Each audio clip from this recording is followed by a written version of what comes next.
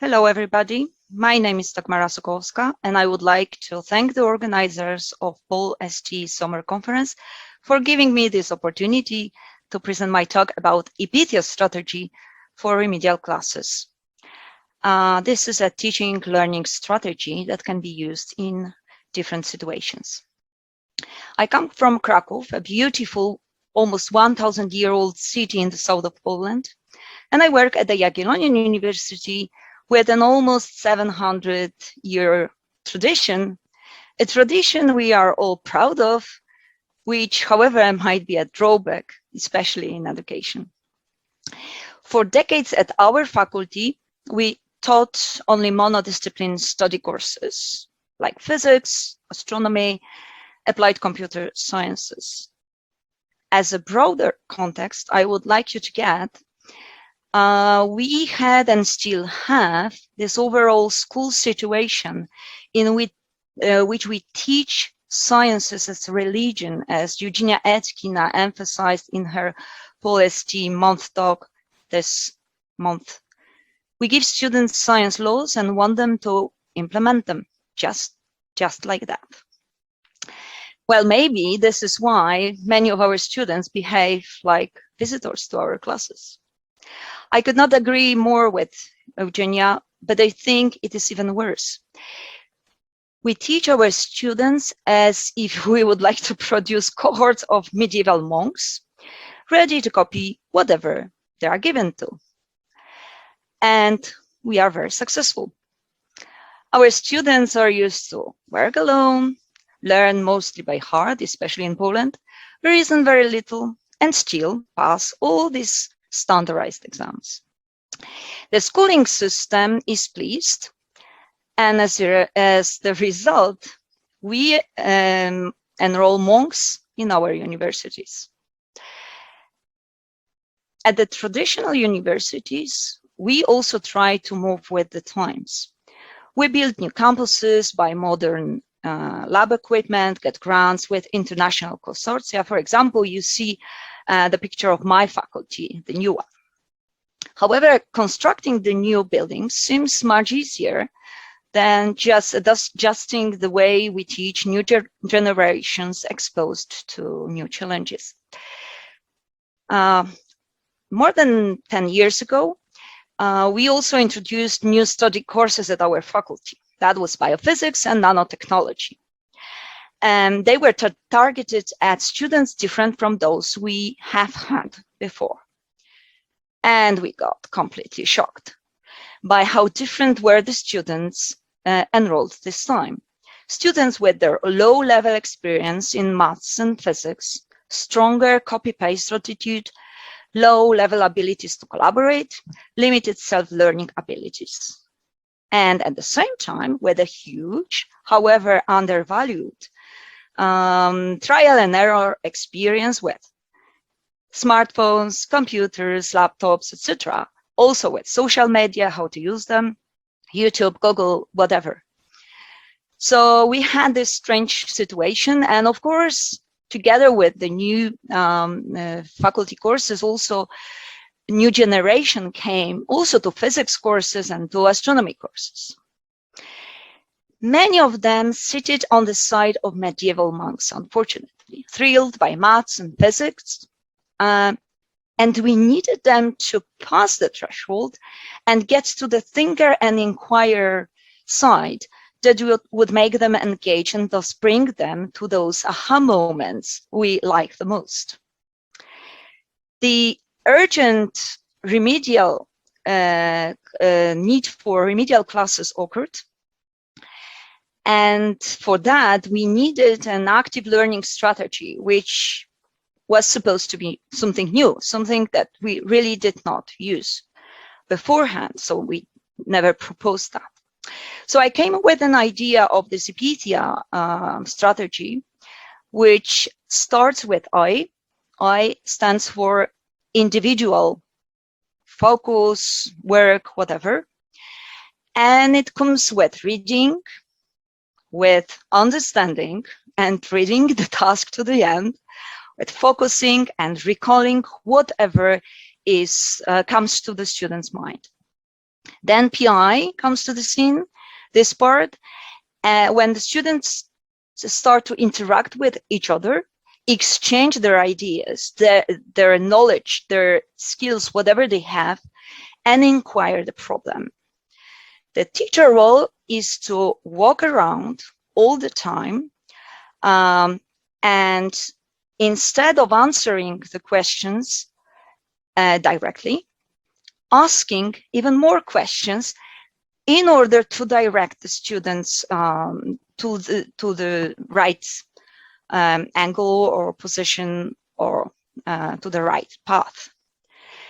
A teacher is equipped with a red pen, and I will talk about it a bit more later on. So basically, the cycle ends at these 3 stages and comes back to I with a new problem they need to solve. Only sometimes, and it happens quite rarely, we come also with IA, which stands for Instruction for All.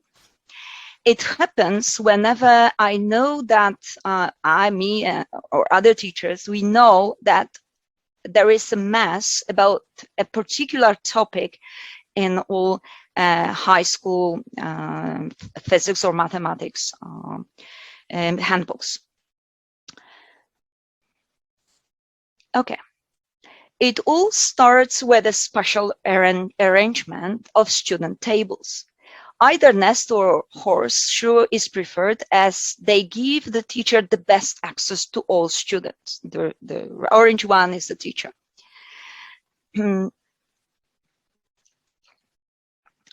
Sometimes it's not possible. Now I show you the pictures from my classes in the old building. So when the classroom arrangement is discouraging, we just ask the students to turn around to their neighbors, but still work together. The ultimate goal is to convince the students that working together gives them more learning benefits than struggling alone. However, we do not force them for any kind of grouping. They start shyly, but quickly come to the grouping agreement, usually during the 2nd class already. Some of them work alone until the end of the course, but this is also okay with me. The IPITHIA cycle gives them a rhythm. However, each group works at its own pace. How is it possible?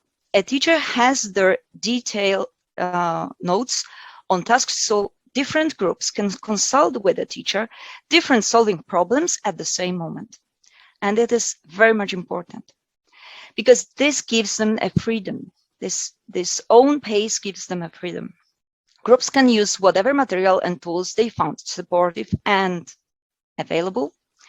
And all groups go through a set of problems in the same order, carefully chosen by a teacher. However, students can make a few attempts to the same problem, interacting either with each other or consulting with a teacher. And the last but not least, students are allowed to take a short individual break, whenever and however they want. Moreover, they can also eat and drink in the classroom while they work, because I think that the level of sugar in their blood is more important than even the drink split over the floor. So when students are asked questions, as I told you before, they are rather coached than given direct answers. Coaching means that the teacher asks them additional questions rather, and if the teacher needs to write anything in their workbooks or in their worksheets, sometimes they want that, he does it, or she does it, with a red pen. And this method was particularly suggested years ago by one of my former chemistry students. It happened to me, I believe, 3 times in my life that I taught also chemistry students, and that was a kind of experience prior to IPITHIA method. So as you could see, the IPITHIA method is quite engaging and its management is challenging. Moreover, sometimes it may seem chaotic. So it must be secured that each student exits the class with a clear view of the solutions to all problems. How does it happen? Repeatedly, all groups are called to give their answers to the particular problem in a row. So I call, for example, okay, now stop everybody your work and we give the solution to task 1. All groups answer simultaneously and they immediately figure out if their solution differs from the others. So this is the moment of learning on their own mistakes, which is quite important in this method. So what is the teacher's basic equipment? First of all, comfortable shoes. Since the teacher walks a distance of really kilometers during the one class. A red pen mentioned before, and solution to all problems ready to use whenever the answer is checked with a group. So what are the results from students? Every year we administer a post questionnaire with some place for comments from students, and the vast majority of them admit that in this course they are less stressed than during traditional classes. They report that the atmosphere is more friendly and the physics finally is not so terrifying. Some of them also tell us that they would like to have more classes like this. On the other hand, during the classes, we observe the students and we see that, for example, they quite rarely take their breaks. Of course, we see all these aha moments when they say, oh, yes, now I know how it works and it's easy. Okay, this is really something that we wait for every year. And we observe an enormous development of collaborative skills. They start with sitting alone, like individually. These are the first year students, so, you know, they do not know each other, but quite quickly they come together and they start to work together. How about the teachers? They are introduced to this method for the first time when they become teachers in the remedial course, in fact. Many of them show some reservation at the beginning, but afterwards they agree that there was no better strategy to give these classes, these particular classes. And it's even more. Some of them apply the method to regular practical courses like those for solving problems like algebra, calculus, reciprocal in, for example, mechanics, thermodynamics, etc., at least from time to time. And they just tell me that. They call the approach an eye-opener. So sometimes they tell me, oh, now I know the strengths and weaknesses of my students, finally, and thus can address each of them individually, which is a very good result of this method. Here I also present some results collected during the first year of implementation. Unfortunately, after this first year, I never had a clear control group. So we rather have mixed groups and IPITHIA groups, but I do not have this clear distinction for traditional and IPITHIA groups. So I cannot show you more recent outcomes. And at the end, I would like to share with you this quote by John Dewey.